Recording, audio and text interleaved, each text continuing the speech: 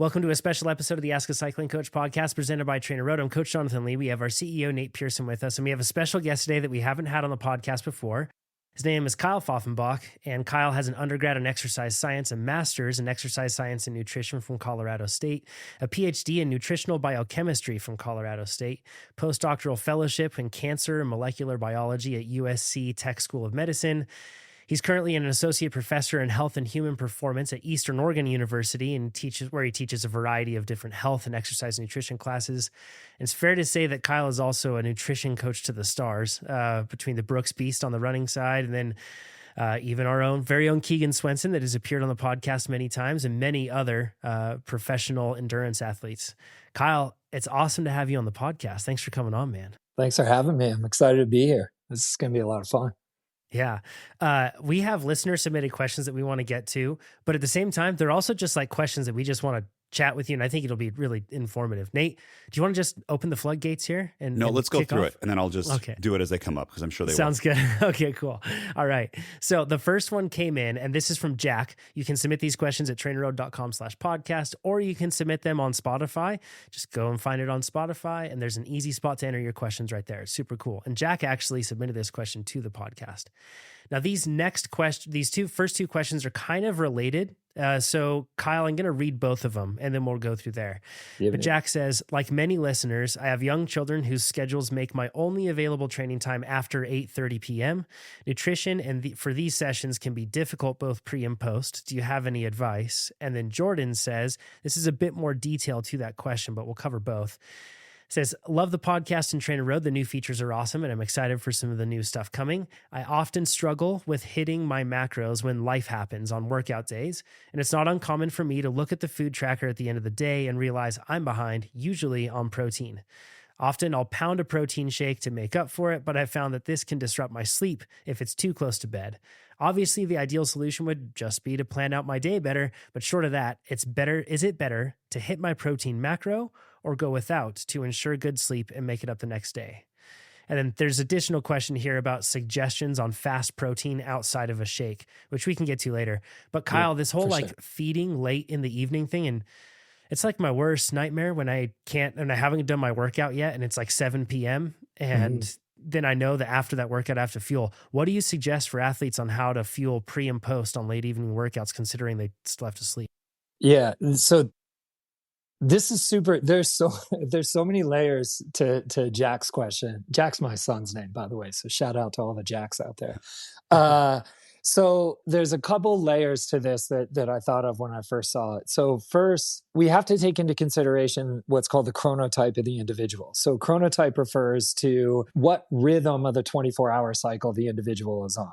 So we run on a circadian rhythm, which is roughly 24 hours. We're all aware of this, right? We hear a lot about light exposure and pre-bed light exposure and all these different things. Now, some people are morning people and they literally are like genetically built like that. Some people are not and they aren't. And so they have a different kind of clock that is affected in different ways by artificial and natural light. So the first thing you have to consider is like, what is this doing to your training quality? Is it something where everything is so busy with getting the kids to school in the morning and all these different types of things that this is your only window to train? Or would you be better off waking up early and getting your work in at that time, regardless of how it is? So that's the first question you kind of have to ask yourself. If you can't get up in the morning, that's fine. It's not always just about being disciplined and whatever. Like a lot of people, it just doesn't work for them. And the later evening workouts work better. The second thing you have to consider is like, especially if you're doing high intensity work and you're putting that off until the evening, you sort of have to take into consideration the level that activates your sympathetic nervous system. And there's going to be a post-exercise period after that's going to be required to come down before you can fall asleep. There's just too much sympathetic activation and sort of catabolic processes going on. And it's going to take your body a little bit of time to like switch into that relaxation mode. Feeding can help and different things. Signals that can put you into parasympathetic and get you to sleep. But that's one of the things that you kind of have to consider is, am I going to come down for this? Or is this going to wake me up and I'm going to want to like stay up and work and read and do other stuff at that point? And then the third major point with this is the relationship between performance and effort, particularly rate of perceived exertion, or RPE. So how hard the exercise feels and how that's synced with your circadian clock, because our hormones are tied to our circadian clock. So, for example, in the evening, melatonin comes up, cortisol is going down throughout the day, and we can go to sleep at night because we have high melatonin, lower cortisol. We relax, growth hormone goes up, insulin's down, and this is how we sleep. In the morning, we get light exposure. It activates retinal cells that suppress melatonin, and cortisol starts to come up. And this is how we like come out of the sleep state and get awake briefly. Like, just that's a quick, very, very quick explanation of it. And so what the studies suggest is that there's a group of people that somewhere mid-morning have their best performance and their lowest RPE for a given workload, right? So if you do the exact same workout at various times throughout the day, it's going to feel different depending on when that workout takes place for different people. There's a group of athletes that seem to thrive in the 10 to noon sort of time range. And then there's a group of athletes that seem to thrive in like the 3 to 5 range. Okay. And Nate's raising his hand. Yeah. And so much validation right now. Yeah. That you don't have to get up at 5 a.m. to do your workouts and just exactly. Normal. Yeah, because I think people feel guilty, like they're not tough because the 7 a.m. workout feels so bad.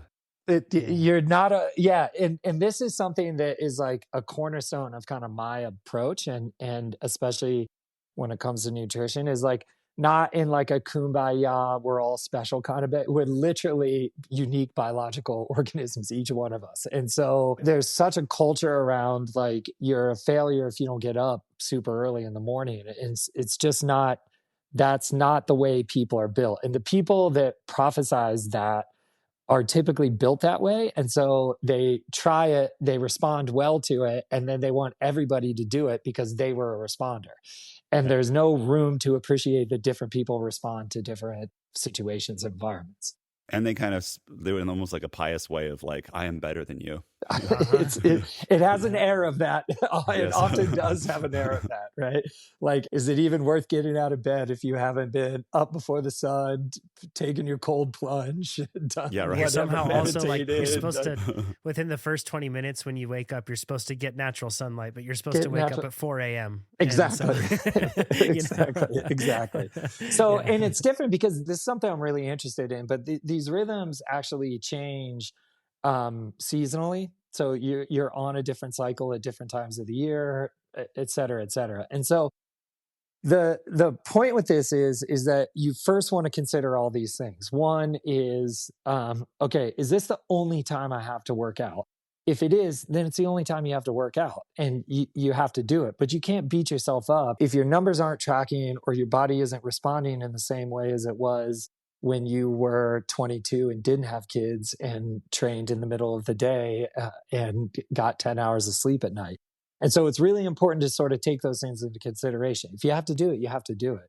But also sort of be prepared for that sympathetic bump and possibly a disruption in sleep and an increase in rate of perceived exertion if it's not in the time window that your sort of circadian clock is timed up for. Yeah. Kyle, was this have to do with, I remember like the Beijing Olympics and the swimmers, and like their meets were always like, I think in the morning or something, and they adjusted it to the afternoon, and there was a huge deal about them doing that. And I would think that maybe that these swimmers, because I bet the best people already had their rhythm set up that way, so therefore they were the most successful, and they had to move everybody in a different time zone. And I remember they're trying to do things to improve that. I don't know any details, but is that related to this?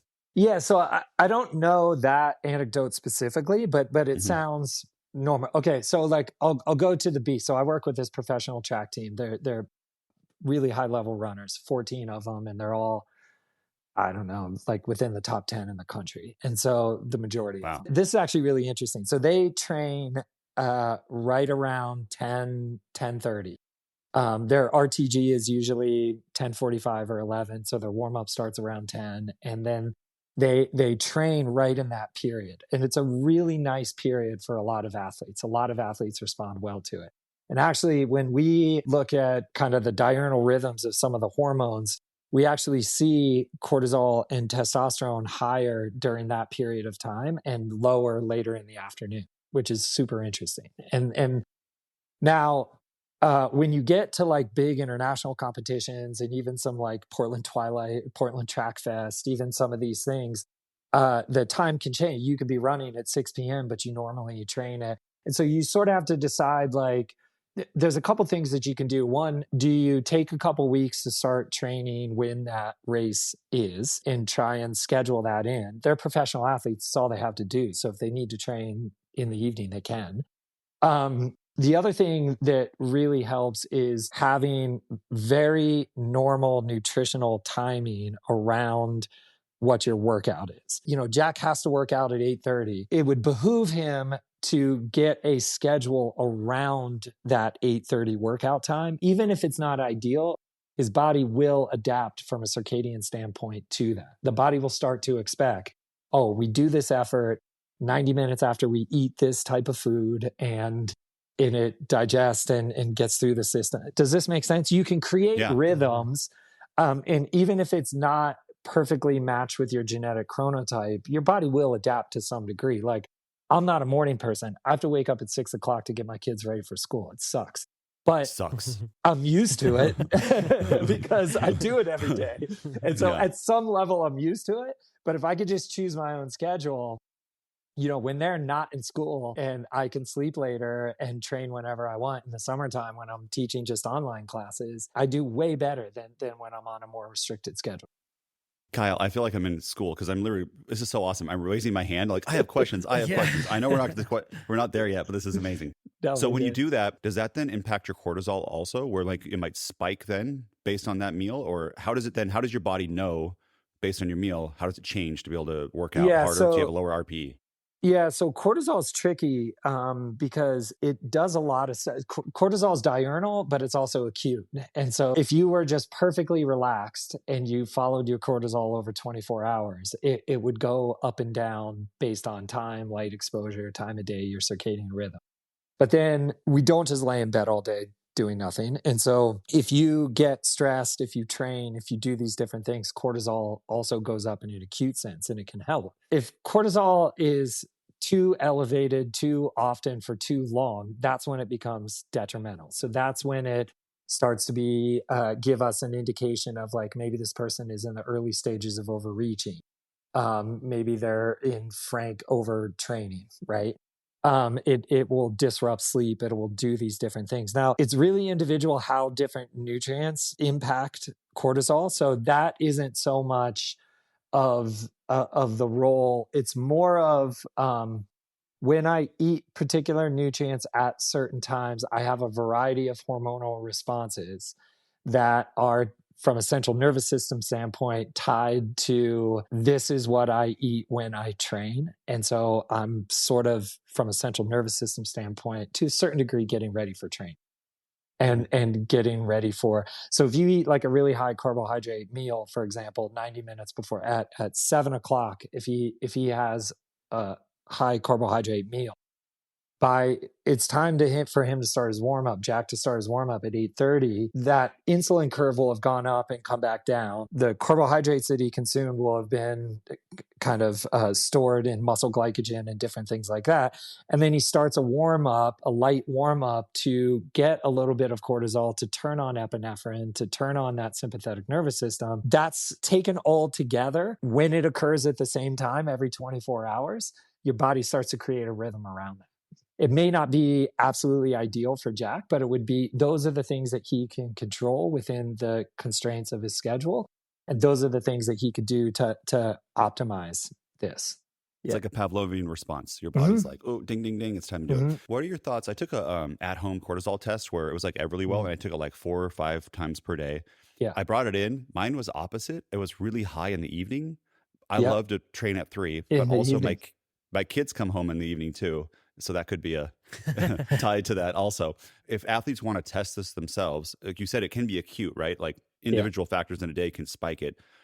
What would you recommend them taking it? Are these tests accurate, or do you know? Yeah, I mean, so there's a couple things. One is there are saliva tests that may be the one that you Yeah, I did. did. Typically, if an endocrinologist wants information about your cortisol, they do a urine test. That's probably the most accurate way, as far as my understanding is. Blood cortisol level is a little bit tricky to interpret. You have to be really careful when you're interpreting blood cortisol because it's a pretty easy test to get. You can get on athlete blood test and get your cortisol tested, but morning cortisol is typically the highest, typically. Um, and there's actually a thing called the cortisol awakening response, or CAR. So it's interesting because if an athlete is suspected of being overtrained and then you do a morning cortisol blood test, in my opinion, this probably isn't interpreted the same way from everybody, but in my opinion, if the cortisol is out of the upper range, it's actually a good sign, because it means you're still making cortisol in the morning and trying to turn on and compensate, when what you see in people that are completely fried is really low cortisol in the morning. And it's kind of a sign that the adrenal gland is just sort of given up at this point in time. It needs to recover. Because the idea is that, like, I'm not even going to try and overcome this anymore. And so that cortisol awakening response is important. Now, what's really interesting with what you're saying, Nate, is you did this from a saliva standpoint. It can give you really useful information, like you found, and your cortisol is up in the afternoon. Be really interesting to know if your testosterone was up with it. And then you already know your rate of perceived exertion and your quality of training is better in the afternoon. And just having those insights are really important. What would be interesting to see is, like, how much your genetic and just sort of base material, like your base system, would be able to adapt if you didn't have kids and you were just able to do whatever you wanted. Because if you could sleep until we all dream of that. yeah. Well, I mean, in some ways, yeah, for The sure, pro right? athlete. And so, but we see this in the runners, especially that come from college. The vast majority of college athletes, track and field athletes, train in the afternoon. Well, the beasts train at 10 a.m. And there is, like, I don't know, 4 to 6 month lag typically, where it's like, I'm just not popping like I did in, this is anecdotal, but the research is really, I mean, that example is anecdotal. The research is there though. This is for heat. This is for performance. This is for, if you set a workload and set the environmental conditions and do it at different times of the day for different people, they have different rates of perceived exertion. It's very cool. We're so early on this. I said one more question. So for circadian rhythm, I read that some people could be more than 24 hours. And then it kind of like messes your system up because you maybe wake up a little bit later, but then you're not tired at the same time. And then with alarm clocks and schedules and like doing this early podcast, you just get more tired and more tired. And then you have to have like a day off and you sleep. Like, right? That's a 100%. John, I know. Yeah. Yeah. So there is this where they say it's like roughly, and I'm not a circadian rhythm expert. I have to be very clear. Like, there's a lot of really good, one of my colleagues, Andrew Miller at OHSU, and one of my classmates that we kind of cross paths at some point in Colorado State, who works for the Navy now. Her name is Rachel Markwalt. They're like the leaders in these sleep sciences. I just like am interested in it. And I think me kind of boning up on that research and learning about it has really helped the especially with traveling and going to Europe to race and doing all these different things. And so I've become really interested in it. Articles I read basically say, like, it's roughly 24 hours, right? But some people are on different clocks, and it changes depending on what stage of life you're in. So kids are different, teenagers are different, old people are different, middle age is different. And this is one of those things where, like, one of the biggest injustices to our youth is that they all have to start school super early, even in high school. And there's not a late start option for kids that have to sleep later, because they like have to stay up later and they have to sleep in later. And when you stay up later and get up early, you accumulate sleep debt really, really quickly. And so, some people aren't on this. And artificial light and living in houses and using screens affects this in ways that I don't think we fully comprehended. There's a study out of University of Colorado from a couple years ago, which was really cool, where they took early risers and late risers in like modern society, and they took them out camping for 2 weeks. And they measured their melatonin onset. And so for people that don't want to go to bed until later, they have what's called delayed onset melatonin. And so their melatonin comes on later. And then once your melatonin comes on, there is usually like an 8 to 10 hour period. So like if you don't fall asleep until, 1 or 2, like if you have to wake up at 7, your melatonin is still up there. Like it hasn't come down naturally like it was supposed to. And what was interesting was that the night owl group, they call them night owls and early risers, the night owl group, when they were away from light, actually adjusted their melatonin onset to go with the sun along with the early risers. And it was super interesting because it was almost like that gene never got beat out of us because it was never an issue because we never had artificial light. That was my interpretation of it.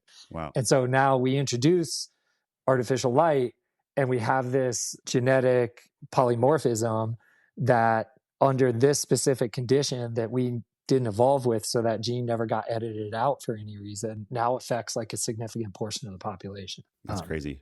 Wait, so I have some more questions. Yeah. So then, other than like international travel, where you're going to change time zones, because someone's going to hear like melatonin, and they're going to probably start being like, I should take 10 grams of melatonin before I go to bed. Yeah. I wanted to let you touch on that because, I'll just let you talk. Yeah. So there is a consensus in the literature that melatonin is safe at about 5 to 10 milligrams. It's non-habit forming. It doesn't seem to impact melatonin release. That said, I'm not a big fan of athletes supplementing with, this is again, my personal opinion. I'm not a big fan of athletes supplementing with melatonin. There's a couple reasons for this. One, the bioavailability so melatonin is released by the pineal gland in our brain in response to light exposure and different things in time. And so it comes from our brain, and it's sort of, that's where it's released. And so taking it orally, there's just a bunch of logistical issues with that. So you have to get it, in your mouth, down your esophagus, through your stomach, into your small intestine, into your portal circulation, through your liver, out into your systemic circulation, and then off to tissues that it can affect. And a variety of tissues have melatonin receptors, which is pretty interesting. It suggests that other tissues have a circadian rhythm that maybe needs to be explored more and things like that. So that's just an aside. That's interesting to me. Anyways, so the bioavailability of a certain amount of melatonin is highly variable. So if the three of us each take 10 milligrams of melatonin, I may end up absorbing 2 of it. Nate may get 9 of it, and Jonathan may get 5 of it, or whatever. So the variability varies greatly in terms of its bioavailability. So that's the first thing that I can't really control. So I don't know what's happening. The second thing is that it's a really powerful kind of exogenous hormone. It does a lot of things. And I don't think we fully understand the impact of taking it, even though clinically it is like safe for a normal person to take. And studies are, I wouldn't go as far as say equivocal, I'd say it slightly tips to, it helps people sleep, even if it's partly a placebo. But based on my analysis, it just doesn't make sense for athletes because we don't know the rate at which they clear it, all these different types of things. I think controlling light exposure and handling bedtime are better. Like your sleep schedule, taking care of your sleep hygiene and controlling light exposure, I think are the ways I'd rather people regulate their circadian clock. I was going to ask a question, but if I swear, Kyle, we could spend 17 hours just I know on this. So no, this is good. We haven't covered this very much on the podcast, so keep going. I'm going to ask a question on this. So I've heard just this is not scientific at all, but I've heard discussions that people have had about taking melatonin and having a rebound effect where if they take too much, boom, they wake up, or it causes them to feel more awake than they would be otherwise. And this is something that I've heard anecdotally just from individuals. After 3 or 4 hours. Yeah. I think it was actually, there's science behind that. I think but Yeah, I'm and not sure. I looked into research on that and I couldn't find any research on it. Are you familiar with this concept I'm of like not. melatonin supplementation or anything? No, Because that's the other really day interesting though. I heard an I even more I just concerning like, use yeah, case go for ahead. that was that from a Yeah. college student who said, yeah, no, like none of us take like any sort of like we don't take a bunch of Adderall or anything else because all that stuff's really bad for you. So instead we just take like insane amounts of melatonin and then that helps us stay wired and it's totally safe because it's melatonin. And I was like, there's a Interesting. there's probably a lot of stepping back that needs to happen before that's Interesting. like, I guess assume that it's safe. Yeah, I But mean, yeah, so it's crazy. Like if you look at, and again, this is not my like real field of expertise, but I am interested in it. And the studies that I've looked at, so in terms of the safety of it, it is super safe. Like that's undeniable. yeah, Well, I have to be careful using such absolute language. It at this point appears to be a very, very safe, non-habit forming, it doesn't seem to like reduce the amount of melatonin that people make naturally when you take melatonin, which is really interesting that it's not susceptible to normal feedback loops, right? If I start taking a bunch of growth hormone or I start taking a bunch of testosterone, my endogenous production of those things goes way down. And because of feedback loops, negative feedback loops. So melatonin, at least at this point, my understanding is it doesn't seem to work in that way. The other thing that's interesting about it is that we don't, yeah, I don't know what the mechanism of that would be or what the dose response would be or what other tissues are being affected at that level that would give that effect. I'm just not familiar with it. Yeah. yeah, yeah. I It's think it's in the interesting. book Why We Sleep. Oh, really? I think that's where I read it. I can't remember. I've personally experienced it, but that was because I had only taken like 1 milligram of melatonin and like really small doses, and then Mhm. I accidentally got a bottle. And I didn't realize it was 10, Yeah. and I took 10, and I remember I was like, "Nice, I'm gonna sleep on this red eye." And after 30 minutes of being asleep, I was so awake for the rest of the flight, just nothing I could That's do. crazy. Yeah, that's So, really interesting. but who knows if that was the cause or if Uh, it was something else? yeah, It's if it's tough to something say. else. Yeah, it's interesting. I don't know. We'd have to ask someone that like knows what they're talking about with Yeah. melatonin for sure. I want to get into because lacing in Jordan's question into this, and we're Yeah, talking yeah. about like I liked how you talked about taking a high carbohydrate meal prior Mhm. to at some sort of consistent schedule, because then you can give your body these signals that allows it to be prepared to train late, despite the less than ideal circumstances that you may just be forced to live within. Mhm. Now, when we're talking about post workout and what to Mhm. do post workout, I think a lot of athletes misunderstand how many calories they burn Yeah, and how much you can replenish during the activity.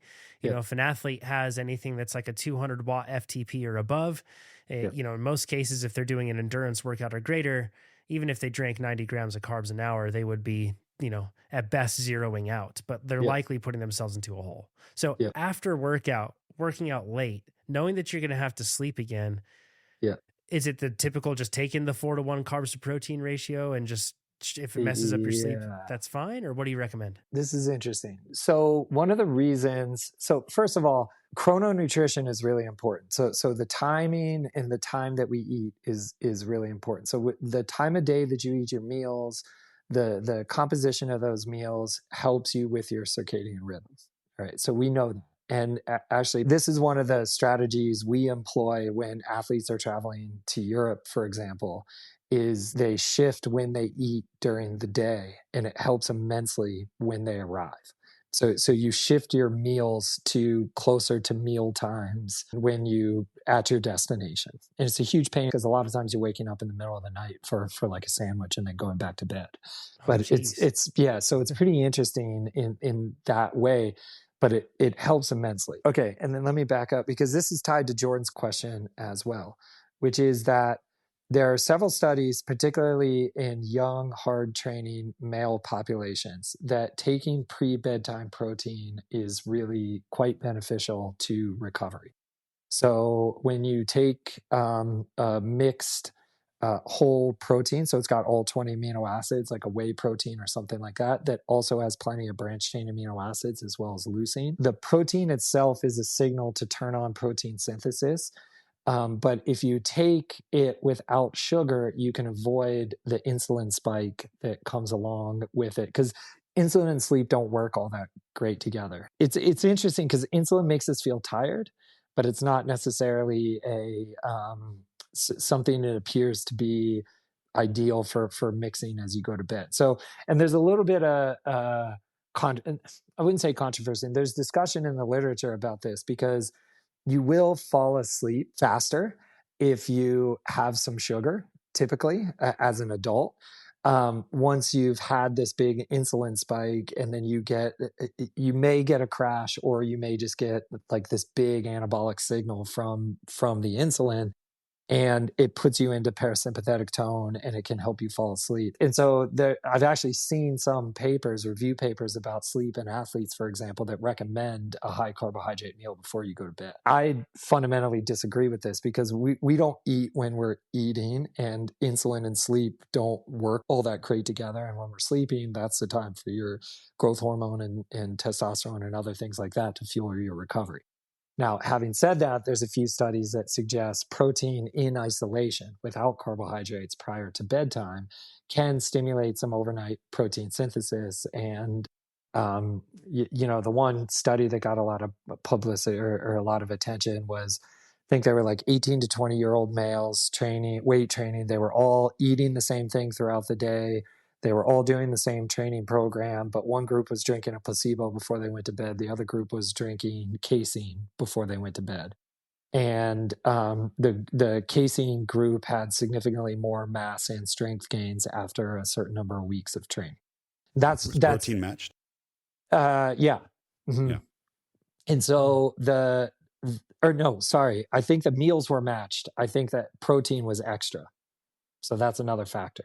So yeah, really it could good. not be the timing, then it could just be the exactly total protein. Yeah. And this is also where I'd have to go back and look at that. That's a super good question. I can't remember off the top of my head, but it's also where this idea that you have to eat casein before you go to bed and take whey after workouts came from, right? You guys have heard that casein is the slow protein. And it doesn't seem to appear like the absorption rate affects the ability of protein as a nutrient to turn on protein synthesis, but that's my interpretation. So the question is, for Jack, if I was working with him, we'd have to experiment, and we'd have to say, what is sleep quality when you do a 4-to-1? And I'd probably start there and then work backwards from there. And I'd go to 2-to-1 and then 1-to-1, and then maybe just straight protein if we need it. Because a big reason why the 4-to-1 is important post exercise is not that it's replacing carbohydrates. Because like you said, Jonathan, if you take 60 grams of carbs and 15 grams of protein,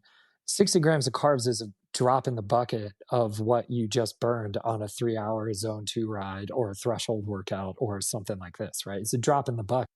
We're not taking those sugars in the post-exercise state to replace glycogen and do those types of things.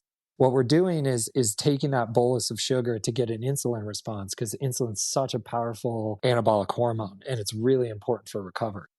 And so the idea would be that you would have to find a balance between, okay, how much is my training compromised because I'm a morning person, but I'm forced to train in the evening?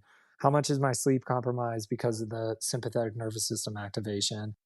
And then what can I get in from a recovery standpoint? And can I give it the 80 or 90 minutes that it probably needs to really come back to baseline before I can go to bed? So if you're training at 8:30 until 10, but you don't have to go to bed until 11:30, you could probably get away with 4-to-1.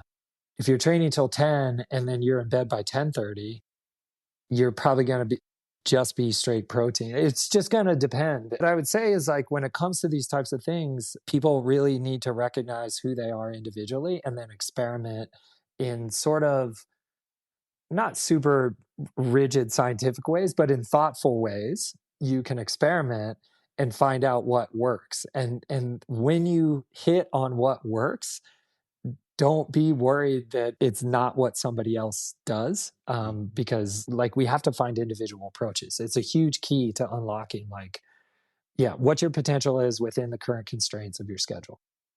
I have a question. Like, doesn't whey protein also spike insulin? So for that, like taking it before bed versus carbs. Like, what's the difference in that? Yeah, so there's a little bit of controversy about this. I would not put it in those terms. I would not say that it spikes insulin. Some studies have shown a little bit of an insulin response in response to just straight whey protein. But in many ways, the impact of those proteins is working independent of insulin. And those, I think, are the more interesting studies. So if you clamp insulin and infuse leucine, for example, you get insulin-independent activation of molecular signals like mTOR. I don't know if you guys have heard of mTOR. It's like an intermolecular signal. So like there's multiple ways to activate mTOR in the post-exercise state, for example. And it looks like loading with resistance training, for example. We actually don't know exactly what that mechanism is. That there's mechanical signals. So in the absence of nutrient signals, there is an amino acid regulated mTOR activation that works through this RAG protein signaling pathway. And then you have the insulin stimulated mTOR pathway, which works through PI3 kinase and IRS1 and that signal, AKT. These are like famous intermolecular signals that insulin controls. So if you I'm sure they're on the podcast next week. Coming to a theater near you. Yeah. You guys will like this. There's a company that sells antibodies for molecular biology research called Cell Signaling. And you can go to cellsignaling.com and they have this huge database of pathways that they've created. And so you can look at all these intracellular pathways on cellsignaling.com. And when you look at the AKT one, you have AKT in the middle, and there's like hundreds of things off of it, right? And one of the most powerful stimulators of AKT is insulin. This is why we take the post-exercise carbohydrate, is to get that insulin response to activate PI3 kinase and AKT signaling, as opposed to just thinking about it in terms of glycogen. I could care less about the glycogen effect on that.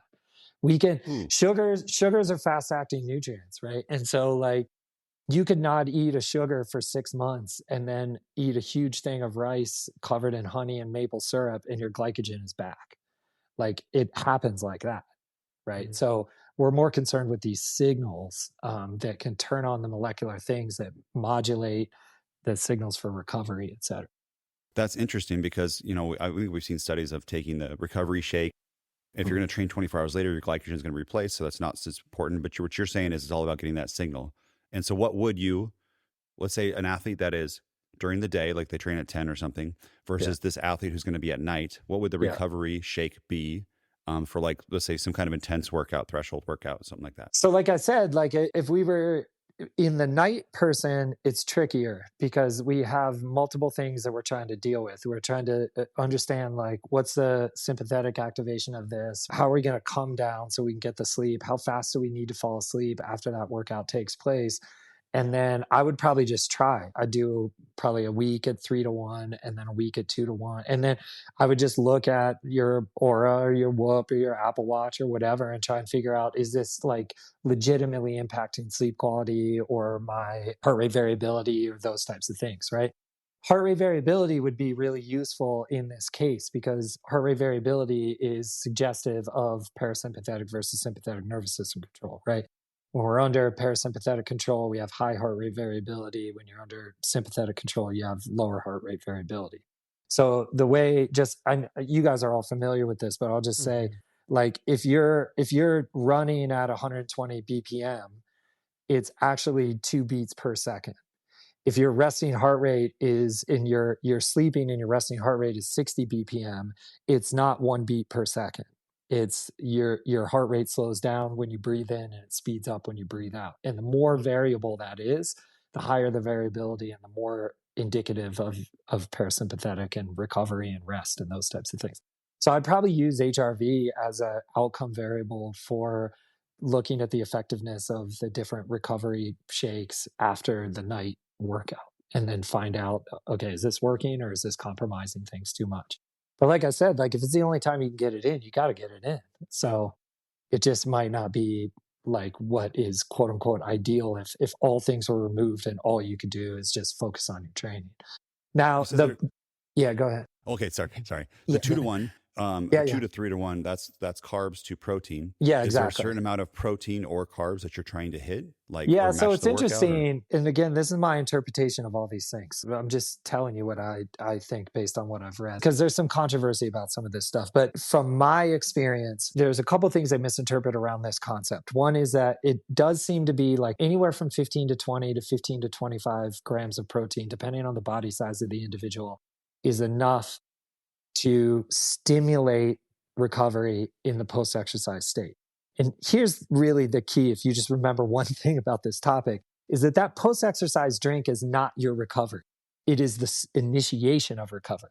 So when you get essential amino acids in the post-exercise state compared to someone that just takes a placebo, even if you've done the same workout over the next 48 to 72 hours, you'll typically, I'll say 24 to 72 hours to be safe. Even if those people eat the same thing, they did the same workout, did the same thing, and eat the same thing for the next 24 to 72 hours, the person that took the essential amino acids in the post-exercise state will have higher rates of protein synthesis at serial time points beyond that.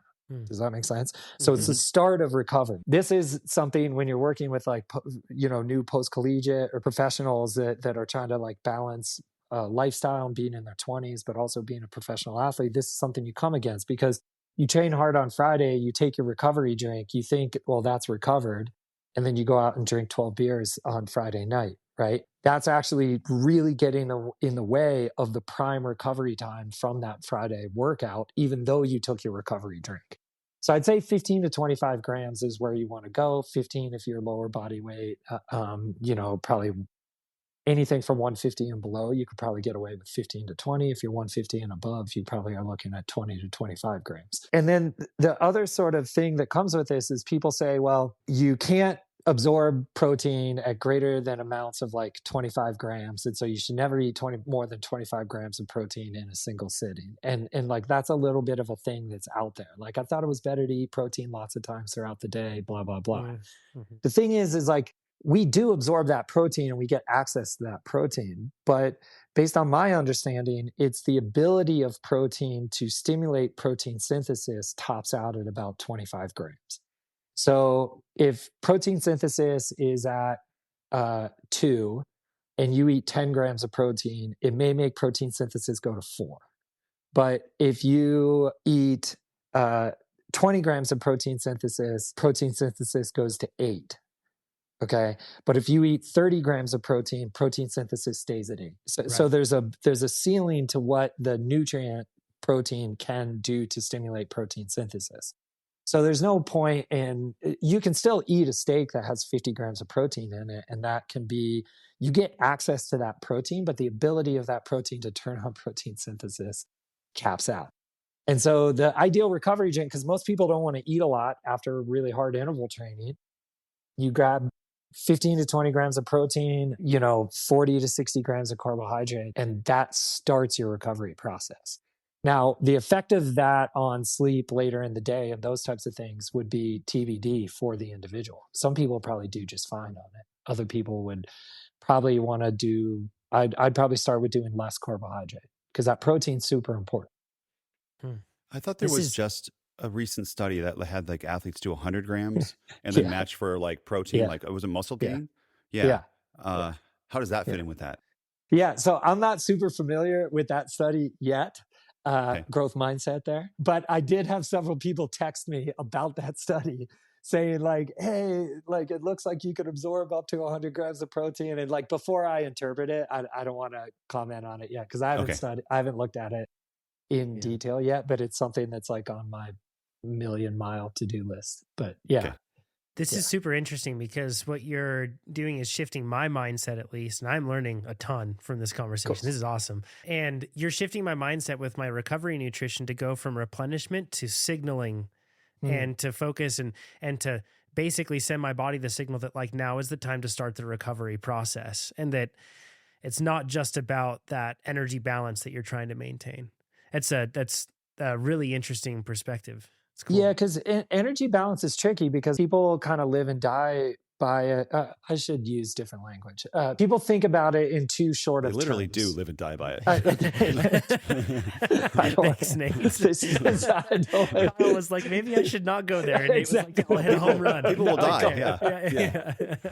Energy balance. Okay. While they die. So I think a lot of people they think of it too literally like some sort of bank account that always has to have the right balance. And that if you've just did a big ride and you're depleted, there's like this race to get repleted and get your account balance back up to like where you want it to be. And it doesn't really work like that. We work on more of a 24-hour and a weeks and months cycle. So like the things that are really important is that you're getting enough protein on a daily basis and you're getting enough fat on a daily basis. And those are set. And like when I talk to people and do consults with people, I just call them this. These are long-term nutrients. The reason why that makes sense in my head is because like if you're like shorting yourself on protein for 4 weeks, it's like a slow knife in the back. It's not it's not like if you go out and you're really depleted of glycogen and you're trying to do a really high intensity workout, which is like something more horrific and like immediate, right? So it's this slow decline that's almost imperceptible. You're not going to feel different tomorrow. You may not feel different the next day, but all of a sudden it's like, I'm not sleeping, I'm not recovering. The thing that I always look for is if workouts are coming too quick. So like say I do a threshold workout on Tuesday and you're like, I'm glad that's done. And I'm glad I don't have another hard workout till Friday. And then you wake up Friday morning and you're like, it's Friday already and I have to do this like big thing. So when workouts start coming too fast, that's a sign that like either you're not getting enough carbs before these training sessions or you're not getting enough protein throughout the day. And so the 24-hour protein amount and the 24-hour fat amount are critical. And they kind of go hand in hand because if you're eating varied high protein foods, particularly meat, vegetarians have a little bit of a different thing they have to deal with. But if you're getting some meat, you're getting some fat. If you're getting some eggs, you're getting some fat. If you're cooking with butter, you're getting some fat. So the fat usually takes care of itself if the protein amount is where it needs to be. But the thing is like if you go 4 weeks being down on protein and then all of a sudden you're like, oh man, I don't think I've been getting enough protein for the last couple of weeks.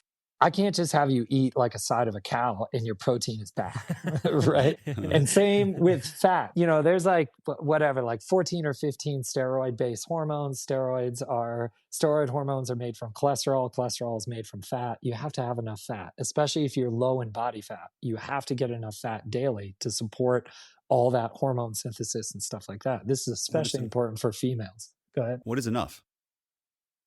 Usually for hard training athletes, 1.2 grams per kilogram body weight for fat. And usually we shoot for a range of anywhere from 1.4 to 1.8 grams of protein per kilogram body weight per day. And that can be sort of as low as 1.4 to 1.6 during shoulder season and as high as 1.6 to 2.0 during really heavy periods. The textbook minimum for fat that an athlete gets is 1 gram per kilogram body weight per day. So I usually put a little buffer in there. I go like 1.2 to 1.3 or 4, especially during preseason build up, stuff like that. And then during race season, you can dial that into 1.0. So yeah, those are good kind of rules of thumb. That's well established. And I like doing that because again, those are those long-term nutrients and you have to get those every 24 hours, regardless of training, right? Like if you're on a rest week and you're doing nothing, you're still hitting that number for protein and that number for fat. So it makes things easy. It makes things straightforward. And as soon as you learn like how many grams of protein, first of all, say you need 110 grams of protein in a day. Well, as soon as I learn how many grams of protein are in the common foods that I eat, I can start to do mental math throughout the day and it becomes pretty straightforward. So it's like, okay, chicken breast has 30 grams, a can of tuna has 20 grams, a cup of cottage cheese has 18, a cup of Greek yogurt has 20, all these different types of things. You also start to realize things like, oh, wow, these almonds aren't a great source of protein, but they're a hell of a source of fat. And I better stop eating almonds thinking that they're protein and start eating them as a supplement to fat, right? And this goes to Jordan's point Where as you're going throughout the day, all of a sudden you realize I'm 30, 40 grams of protein short. Maybe I need to supplement with a shake sometime throughout the day so that I can get a little better at making sure I have this protein number dialed. Man, this is so much helpful information. Like, Okay. Nate, do you have other? Yeah. Would you flex then the rest of the calories for your day with like the carbohydrate? Yeah, exactly. And those Yeah. modulate based on training. Mhm. The thing with this is that it's all about the carbohydrates preceding workouts. And this is a big shift. And again, this is my approach. I could care less if you ate a lot of pancakes after you did a 4-hour ride. What I want is you to eat a lot before the 4-hour ride, because that's where you need the energy, right? And so to go back to that balance question and that sort of, where am I? Am I repleted? Am I depleted? And stuff like that. You're always going to be taken care of with fat and protein because those are set every day. And then with carbohydrates, you would, like, if you're going to think about it in that acute day by day sense, you're going to overeat the day before a big training and probably make up with undereating after that training. But you're going to overeat before your next key training session. So it doesn't matter if you're underfueled for that day, and it sort of all balances out. This approach seems to work pretty well because a few meals before a really key training session, you should be thinking about loading up on carbohydrates. A normal size male cyclist, 150, 160, 170, can store, I don't know, it's really variable, but 500 to 800 grams of glycogen, possibly. Like, that's a ton of rice, right? To try and get in one meal pre-ride. And so you have to build that up over a couple meals. And you're constantly using your liver glycogen and all these different types of things. And you're moving around throughout the day, and you're using carbs because it's convenient and to your muscles and these types of things. So the point is that you need to eat several meals of carbohydrates before key workouts. You need to get your recovery drink after that workout. And then it's less important to get a lot of carbs after that workout, even if you're in a deficit, because you're probably in an quote unquote excess from prior to that. It's a little bit new. Because most coaches and most people just preach replenish. And this is more load up. And like, as long as you're getting your protein and fat out and sufficient calories overall, you're not in relative energy deficiency, then I could care less if you ate a lot after training's over. The important thing is training. I love this. So what we have is, maybe you'll have let's say on a Tuesday you have a hard day, like hard threshold day. Wednesday could be an easy day, aerobic. Exactly. And what a lot of people could do is they say, well, on that Wednesday, I'm not going to eat any carbohydrate because I didn't actually need a lot. Well, on Monday. No, I'm saying what people would do. I'm saying what people do, what they think. So not what you're suggesting. So Tuesday's hard. Yeah. Wednesday, they're doing an easy day. So they're like, I'm going to go low carb. And then on which Thursday, day? Tuesday or Wednesday? On Wednesday. On Wednesday, yeah. And then on Thursday, they have like a morning hard workout. And they said, I'm going to eat a piece of toast before my workout and go, and then eat some carbs during the workout. Yeah, workout's no good. No good, right? So on that Wednesday, when it's the easy day, you got to load up. You got to load up. Yeah, you got to load up. Yes, thank you. This is what I've been preaching for years on this Oh, podcast, and I'm so happy. Yeah, awesome.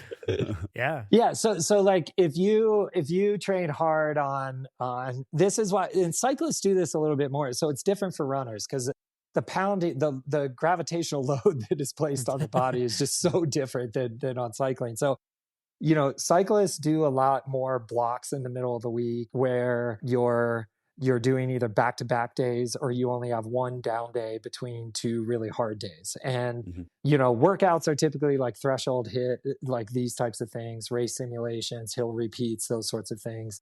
I also include the long rides in workouts. Like, that's just a big metabolic stress. So like, if you talk about Keegan, he does that. What's that famous ride down in Arizona on Saturdays? The shootout. The shootout. Yeah.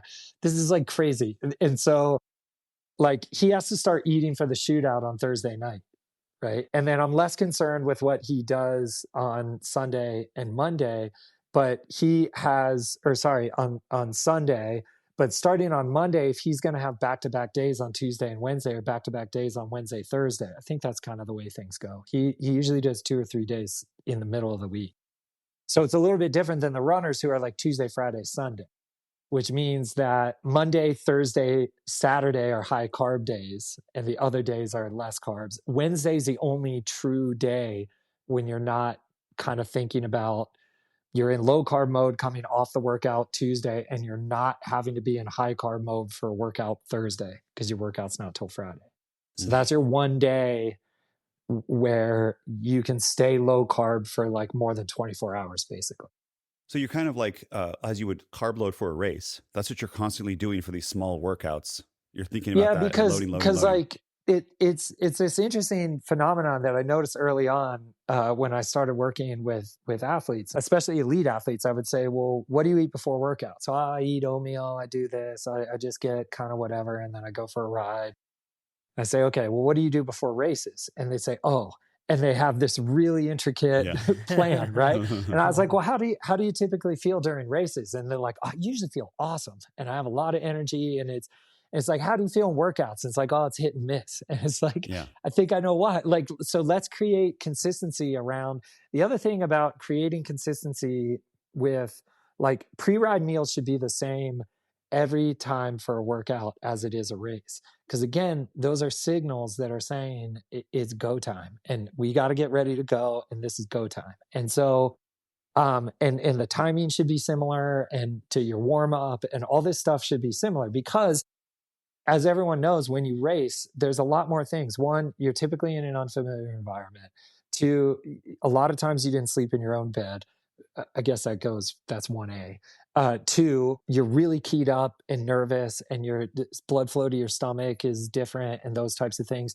So the more that you can do that's consistent to what you do on a daily basis is really, really critical. So like when our athletes go to international competitions, for instance, their whole pre-race routine, because of the increased security and call room and TV schedule, and they may warm up and then get called back and go sit under the stadium for 20 minutes before they go out to the track and run an all-out 1500, right? Well, what can you do?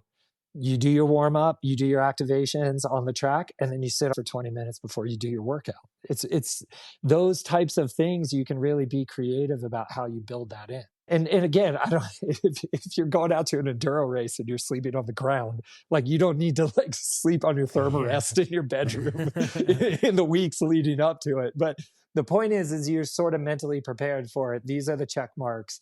And I know my stomach does well on this. So yeah, I mean, kind of following that pre-race routine on a more regular basis, I think is really important.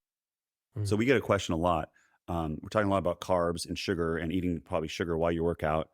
And everyone says, sugar makes you fat. Sugar gives you cancer. Yeah. What you're expert, and I guess too in cancer too. Yeah. What concerns should athletes have? Like, will it make them fat if they take in gels during their workouts? Are they going to have cancer later? From what we've, you see in media all the time. Yeah. So I think this is a really interesting question, and this will be an ongoing discussion, I think, if we get the opportunity to do this again, because this is more than just it's not a quick answer, but the quick answer is overwhelmingly probably not. And like, I'm very, very confident in saying that, which is a little bit of a hedge, but I'm like, classically trained scientist. Like, it's important to not speak in absolutes. Yeah. But a lot of that information comes from association studies, right? So the idea where you're just tracking sugar consumption in the population and you're tracking cancer rates in the population, and then you're conflating those two things. Not to say that there's no relationship between those two things whatsoever. In some cases there are. But in this instance, just putting blanket categorizations of this is bad because these two things rose at the same time. What's been really interesting to see is, I can't remember if it's sugar overall or high fructose corn syrup, but for a really long time in the 90s and in the 2000s, when I was like in school and grad school, everyone gave these talks, and they would plot the relationship between sugar consumption. It's either sugar consumption and high fructose corn syrup consumption and obesity rates. And it's like a 1-to-1 ratio. It's a really tight line, right? Regression line.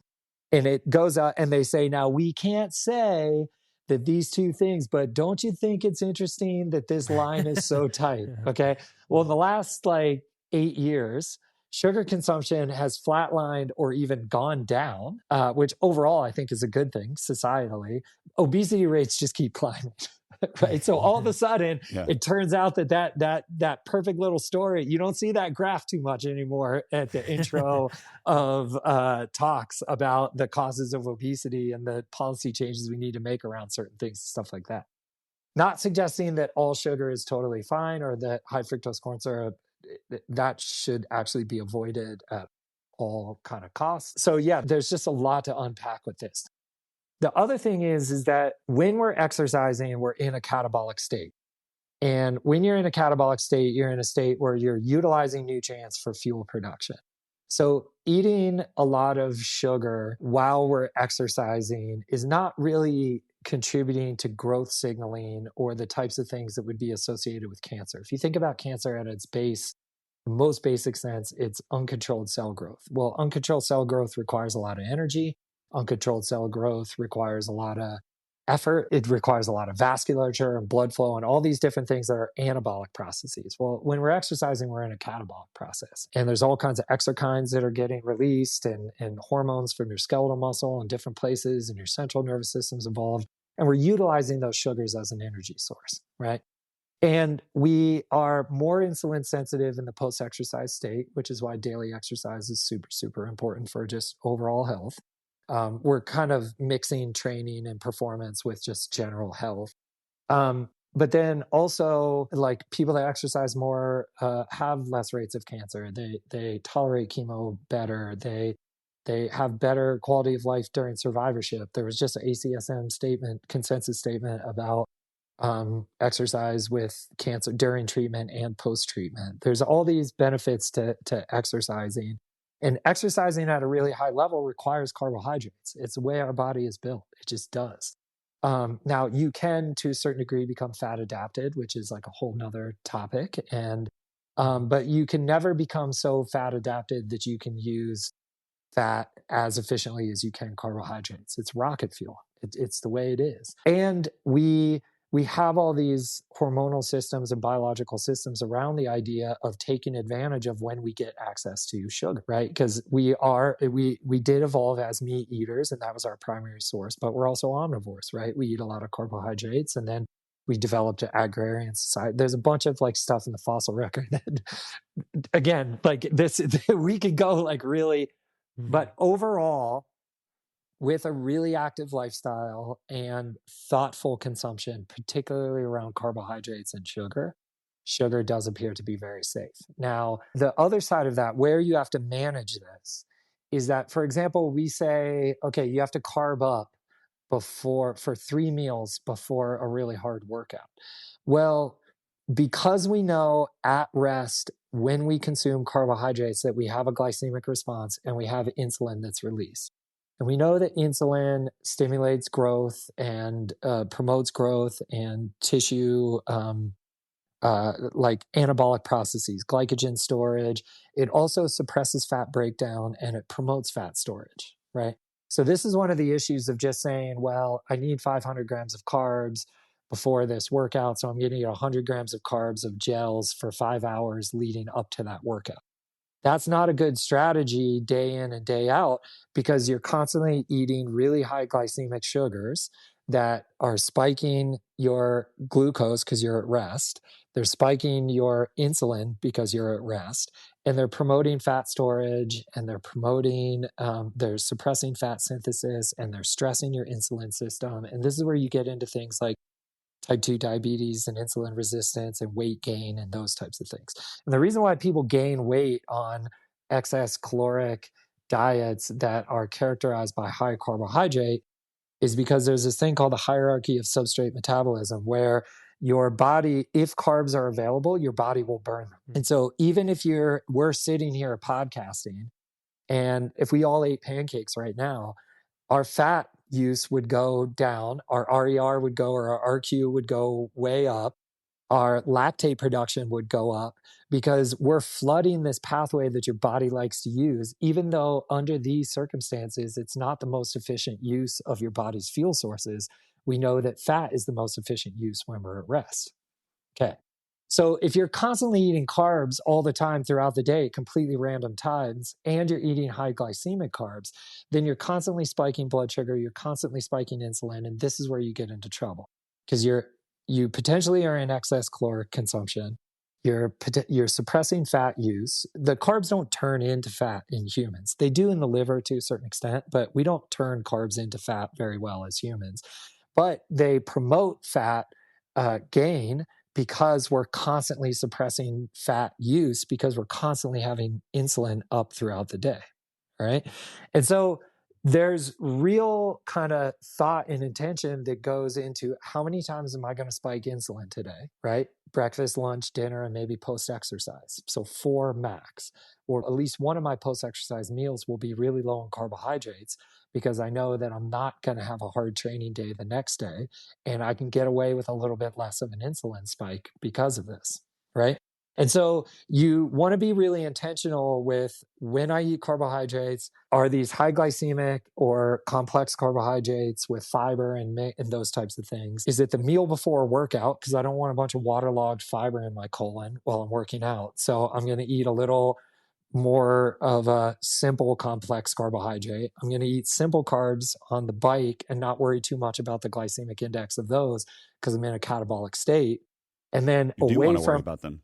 You want it to be high you glycemic. want them. You want them. Yes. Yes. Yeah. You want them. Yeah. I'm not going to worry about the supposed detrimental effects of them. And then outside of that, you're really going to be intentional with your meal times in order to get the carbs that you need. But maybe you're eating them with complex meals, and it's pasta with a protein, with a bunch of raw vegetables. And now all of a sudden, just that pasta alone, which might cause a big glucose spike, is now reduced because you're eating it in a mixed meal. And so overall, carbs are necessary for high performance. They're not labeled as carcinogenic, but there is an association with the overconsumption of carbs and repeated spikes in carbs throughout the day.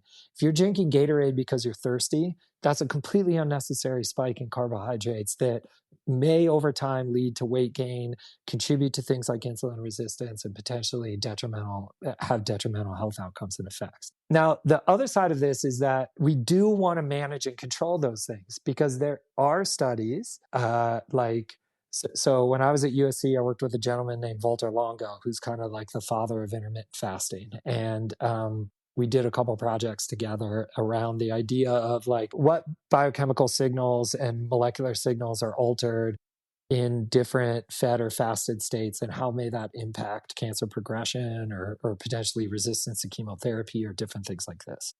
And he's published a bunch of really interesting papers on this topic. And one of his really interesting papers was he actually collaborated with a group in Ecuador where they went down and found an indigenous population, a small kind of homogeneous population with a really high rate of dwarfism. The higher rate of dwarfism is caused by a defect in IGF-1 signaling. IGF-1 is made from the liver and it's stimulated by growth hormone. So it works a little bit differently than insulin, but it has similar effects. It can turn on AKT and growth signaling. It promotes cell division, all these different types of things.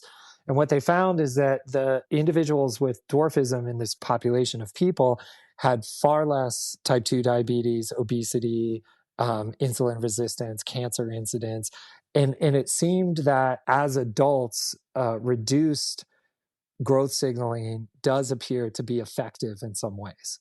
And this is one of the benefits of like intermittent fasting, for example. So you fast 24 hours once a week. That's enough time for IGF-1 and growth hormone, some other growth signals to come down. Your body's cells go into like this sort of housekeeping mode where they organize themselves. They take out the trash. There's some autophagy changes. There's different things that occur.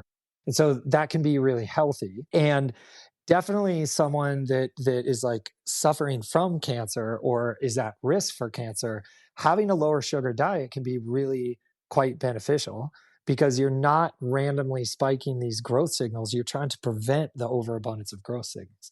But when you're in this state of massive flux where you're training for 20 or 25 or even up to 30 hours a week, and you're in a massive caloric, you're putting this massive caloric demand on, and you have this really high performance thing going on. Under those like circumstances, carefully choosing your meal timing around complex carbohydrates and utilizing simple sugars while you're on the bike seem to be good for performance. They seem to be good for recovery, and they don't seem to be detrimental in terms of like the risk for these types of things.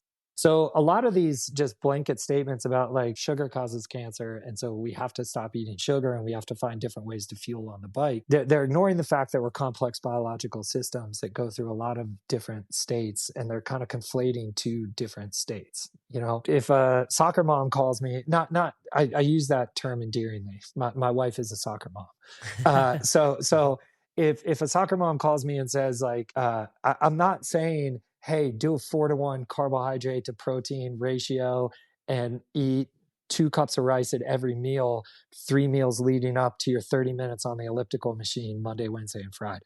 That's not the way this is working. That's just good, like, maintenance. The context, for a lot of this audience is like high performance. High performance is just different. And you can be healthy and be high performance. It's just different. Yeah. So then, sorry, that was really long. No, I want to summarize some stuff. So Sorry. on the bike, do what we're doing already. Eat those high glycemic things.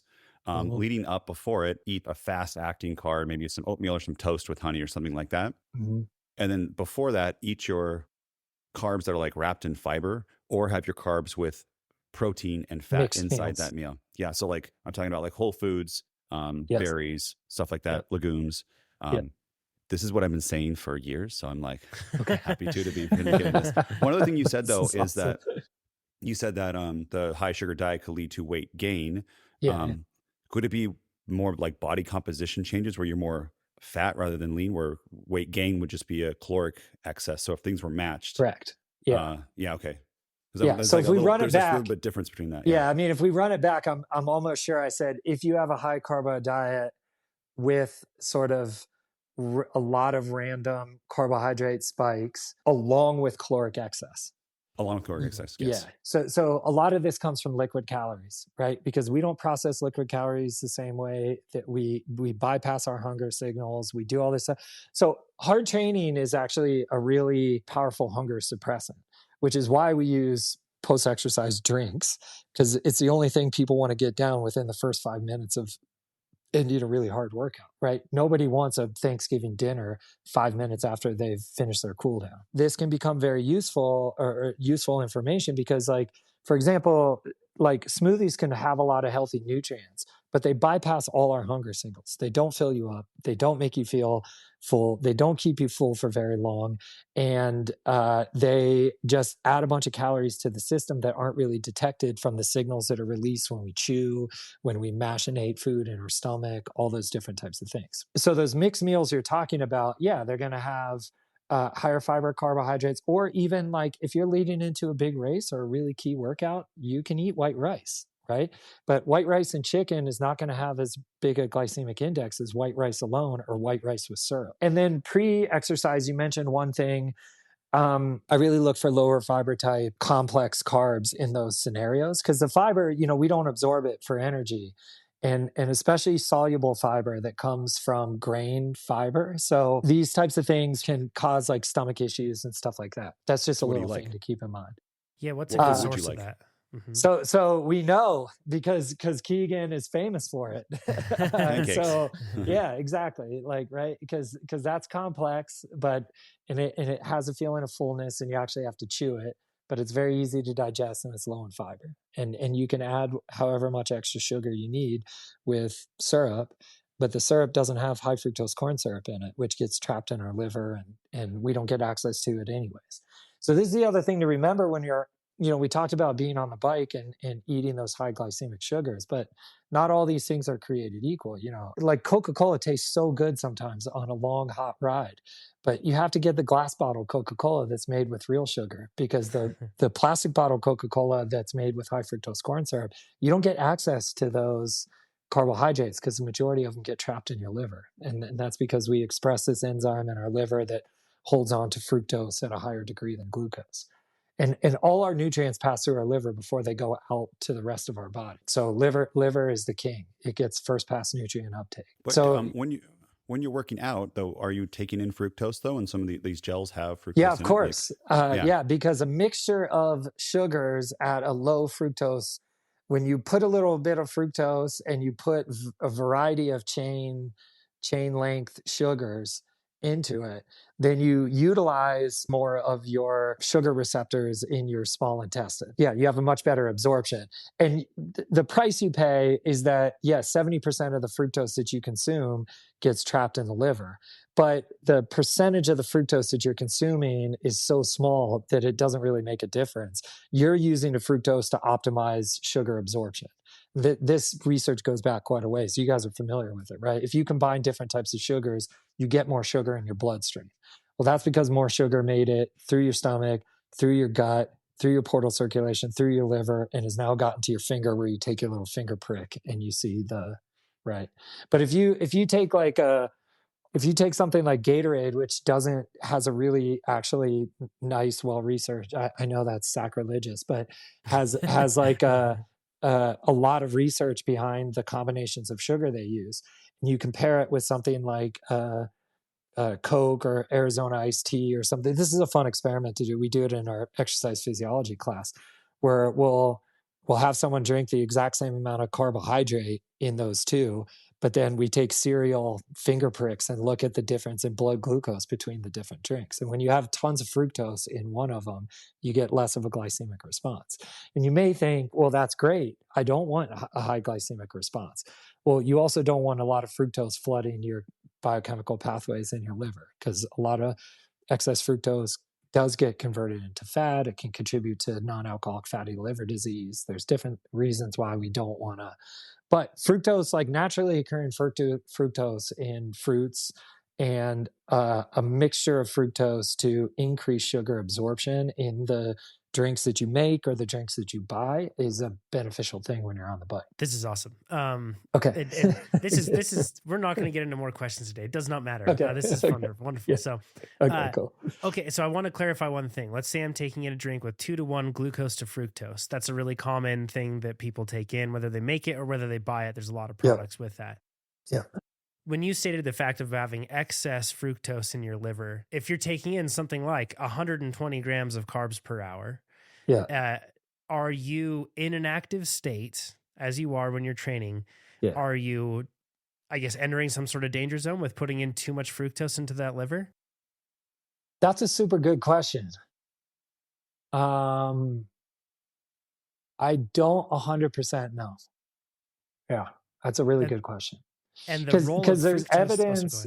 Yeah, one of the things that we know, like a high fructose diet in animals, for example, a high fructose diet can contribute to fat accumulation in non-adipose tissue.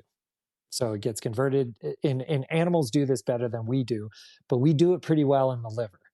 And so one of the things, there is an association between excess fructose consumption and fat accumulation in the liver. But exercise does appear to be beneficial in instances of people with non-alcoholic fatty liver disease. And non-alcoholic fatty liver disease does appear to be more prevalent in sedentary individuals than exercising individuals.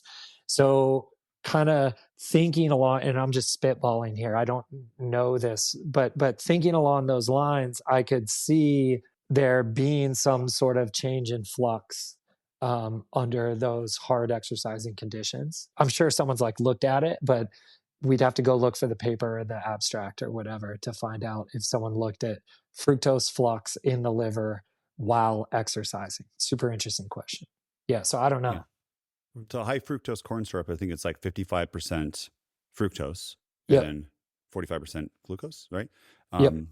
And then I just did the math. So for a 12-ounce Coke, that's 39 grams of sugar. So around, I think it's like, 21, 22 grams of fructose. Mm-hmm.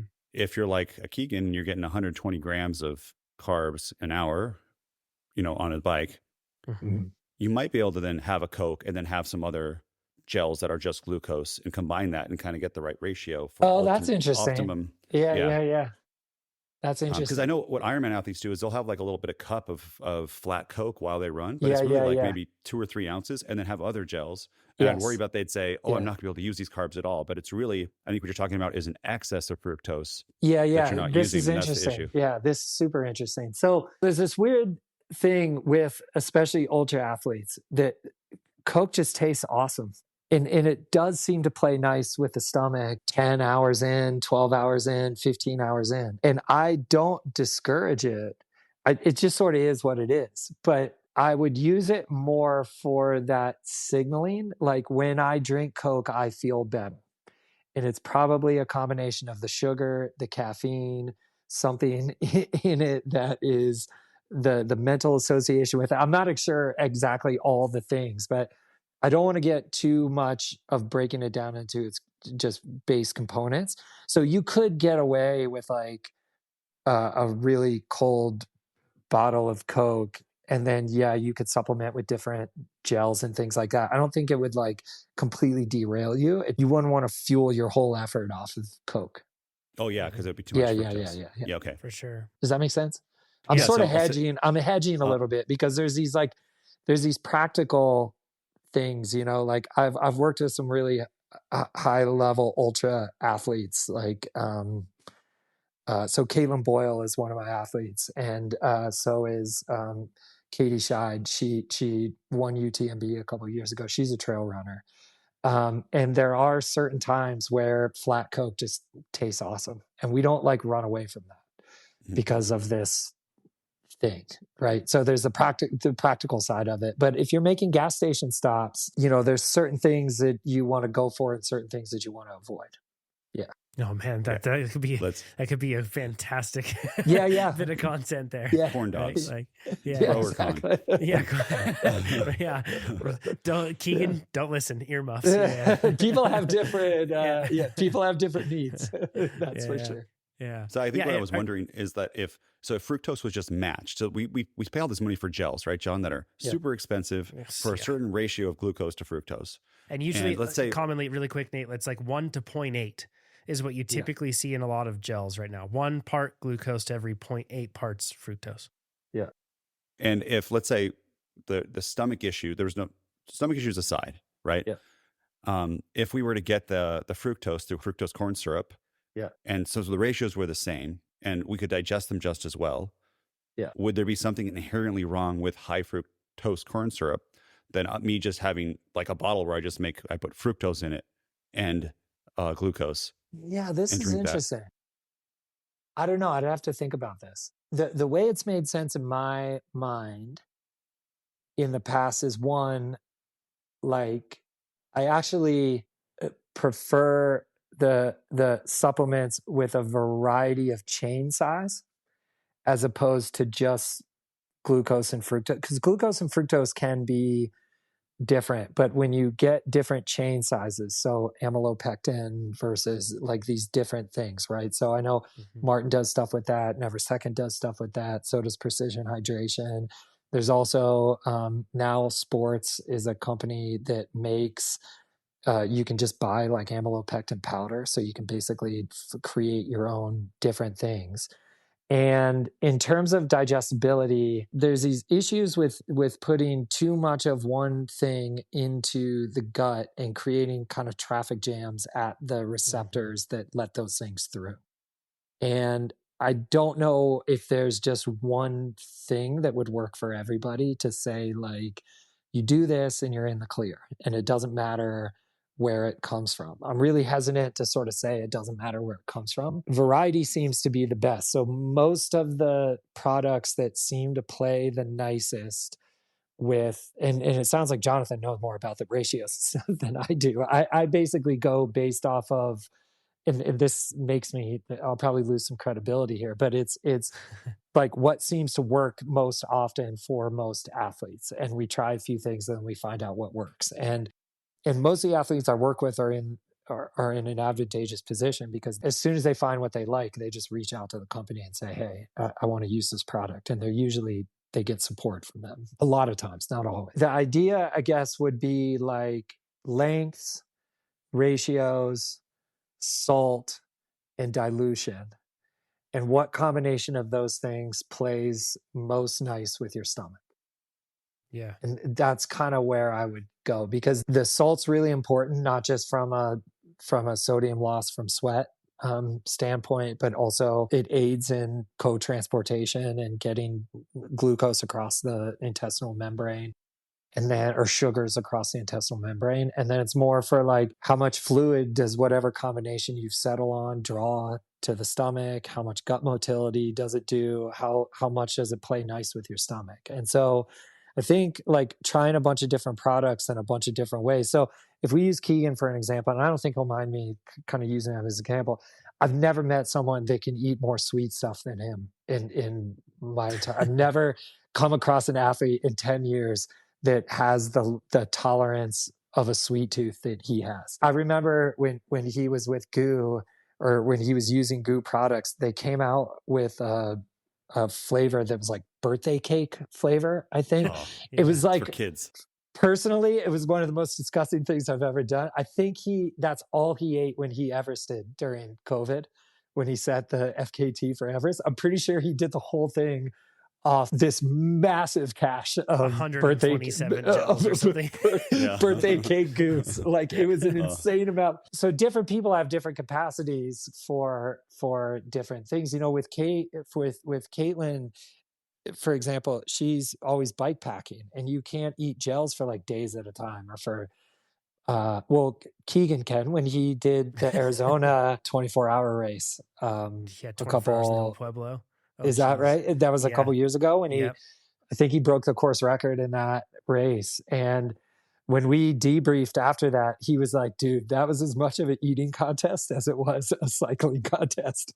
And, but we even for him, we had to mix it up. We had to get some broth in there, and he was having cup of noodles, and he was doing different things because even he had his limits. I'm hedging a lot here, but it's just so individual that I'm really hesitant to just say like, yeah, mix these things together and that's your new ideal sports drink. Yeah, sure. Sorry, man. I actually think it builds your credibility in the sense that you like the willingness to say that I don't know is something that's pretty rare these days. So yeah, super appreciate it. I don't want to take up any more of your time. This is more than we bargained for. And Kyle, I appreciate it so much. We have so many. We didn't get through many of these questions. There's some really good ones too. Like, I'm going to save them. Yeah. I mean, we can, if you guys are up for it, we can do this again. It's a lot of fun. Oh yeah, absolutely. Okay, Kyle, is there, I mean, you're an associate professor and you do these sort of things. And I know that your client list is full too, but like, I don't, is there anything you want to promote or do you anything you want people to do as a result of listening to this? Oh man, that's such a good question. I'm like, this is the thing that I'm the absolute worst at, is self-promotion or any type of promotion. I mean, like what I would do is deflect and say, you know, give attention to the athletes that I work with. They're amazing. Like the Brooks Beast, you can follow them on Instagram. You know, of course, like I work with Kate Courtney, and I've worked with Alex Wild, and I've had a couple meetings with Chris Melman. I know you guys know him, and Keegan, and I've worked with Chris Blevins before, and they're like such phenomenal athletes. The way that you can follow along with people's kind of journey right now is pretty cool. Like Caitlin is a really cool example of that. You know, she won 24-hour worlds, got in a horrific car accident, and now is basically like invented this new type of backcountry sponsor and supported athlete, which is awesome. Yeah. So follow, you know, give support to the athletes, and Brooks. I don't really work with any companies specifically. At some point, I am a scientific advisor for a sleep mask company called Lumos. I'll give them a little plug. Cool. And if you go to Lumos Sleep, I think it's lumos.tech, or you put in Lumos Sleep Mask, and it's based on one of my colleagues that I worked with at USC did her postdoc at Stanford she's the smartest person I've ever met. So she left USC. She went for a postdoc to do individualized cancer therapies for people based on genomic analysis, like whole genome analysis. And that apparently wasn't keeping her busy or stimulated enough. So she joined a young entrepreneurial group at Stanford. They built a product based on decades of research from this gentleman named Dr. Jamie Zeitzer, who's out of Stanford, who's basically demonstrated that the non-image forming cells in our retinas that respond to light through our closed eyelids can be activated with micropulses of light. and that can completely shift somebody's circadian rhythm. So this is bringing the conversation full circle. So she and a couple people, and now she's the founder and CEO, she's invented this sleep mask, and I help with, because we combine it with nutrition, and athletes use it when they go overseas to train and things like that. And basically what it does is it utilizes those light impulses to alter your circadian rhythm to your destination, kind of no matter where you go in the world, whether it's 3 time zones or, so we work with the WNBA, we work with the military, we work with a lot of firefighters and shift workers and things like that, because the mask has the capability of like altering people's circadian rhythm in a way that can adjust it to their daily schedule. The mask also has a sunrise feature. So you're laying there with a mask on and an orange light slowly comes on for 20 minutes before you have to get up.